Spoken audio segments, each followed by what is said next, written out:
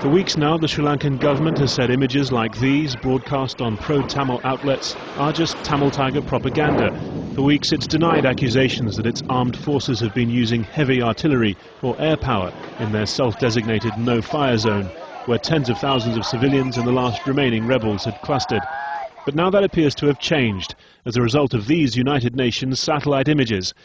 UNOSAT says these pictures show craters which were formed inside the zone between the 15th of March and the 19th of April, the day before the army breached earthen defences and civilians started to pour out. A senior UNOSAT official says the accuracy involved would have required air power. Now, a senior foreign ministry official tells Al Jazeera that the government has indeed bombed its self-declared no-fire zone from the air, but that it was weeks ago and the targets were the rebels' heavy guns, well away from civilian areas.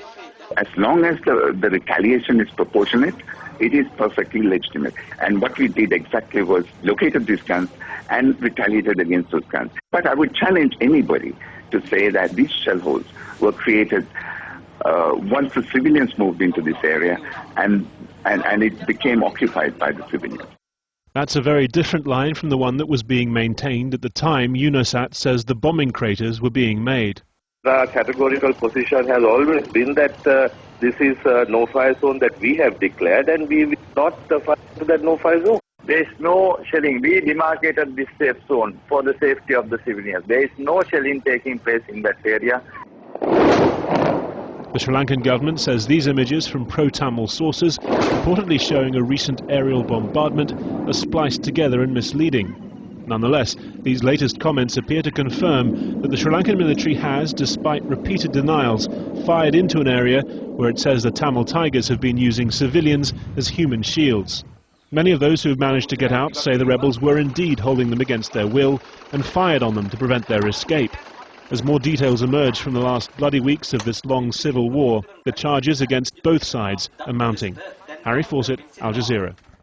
Palitha Kohona is the Permanent Secretary of Sri Lanka's Foreign Affairs Ministry. We'll speak to him live in just a few moments, but first, here's what he told me 2 weeks ago when I asked him about the reports that the military was attacking inside its no-fire zone.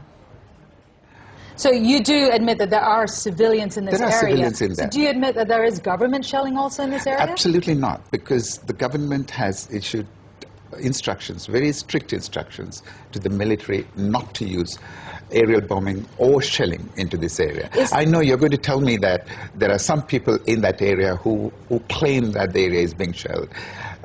I think we have only the government's version and the LTT version to go by. The government says it does not shell, and we believe that the government troops do not shell this area. Are there a large number of rebels in this area? The number is small. We believe that there are about 200 rebels trapped in this area who are using the civilians as a shield to protect themselves. The government does not shell this area because we know that the area is full of our people, our civilians, and we have no need to sell this area for the simple reason the fruit is about to fall into our hands after 25 years of fighting. So why should we create volunteers? Why should we create sympathizers for the other side by shelling this area? And Dr. Kohona now joins us again on the phone from Colombo. Dr. Kohona, I believe you've been listening to those sound bites there, some of them denying the shelling, although just a few hours ago you said that the government had retaliated to the Tamil Tigers and taken them out using proportionate force. So there has been firepower in the safe zone. Now, Gabriela, you've got to get a timeline onto those statements. What I said earlier was accurate. The government at the time was not shelling, and what I said today is also accurate. We do not shell this area. But previously, when the LTT did possess those guns or fight those guns in that area, we took them out. But that's you need to get a timeline on this. This no-fire zone has now existed for about 2 months. The LTT, when it pulled back into this area, an area that was created by us for the safety of the civilians, not for the safety of the LTTE. We had to do something about it because they were firing at our troops, advancing on them from this zone. That was weeks ago. And also, I have had the opportunity to look at these photographs purportedly released by the United Nations or leaked by the United Nations.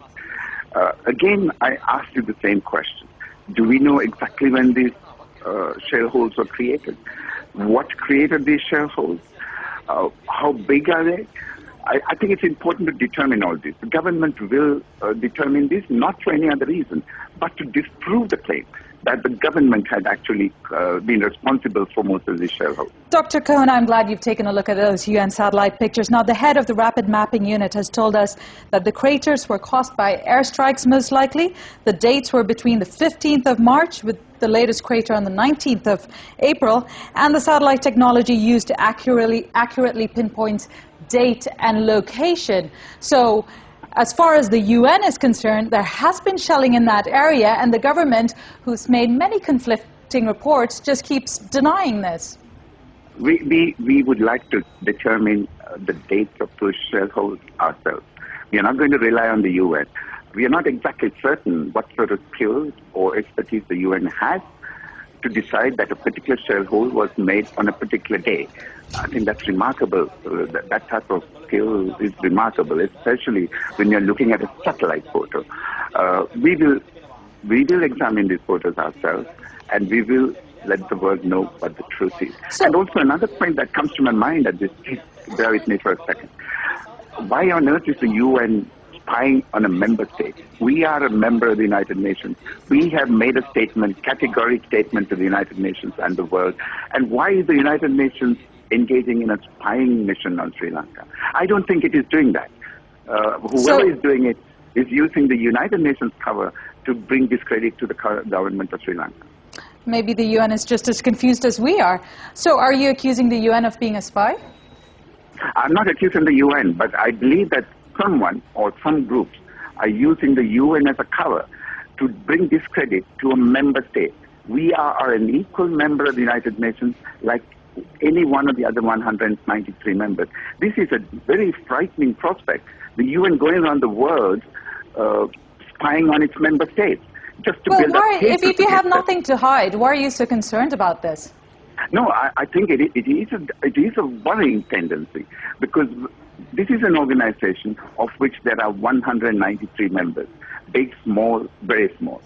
And what right does the UN have, or anybody working for the UN, have to go around building up cases to discredit those countries?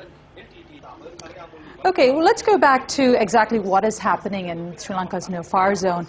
You are denying, or are you denying, that there has been any kind of artillery fire since February 12th, since it was declared a safe zone? As I said in the morning, Gabriela, this is an area that has been contested by the Tamil Tigers and the government for the last 13 or 14 years. There was a major military camp belonging to the government in that area previously. Fighting had been intense. Artillery, tank fire, etc. took place on an incessant basis.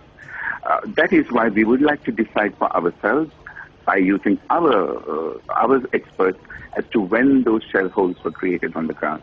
We do not believe that they were caused in recent times. Well, Dr. Palitha Kohona, thanks very much for talking to us again.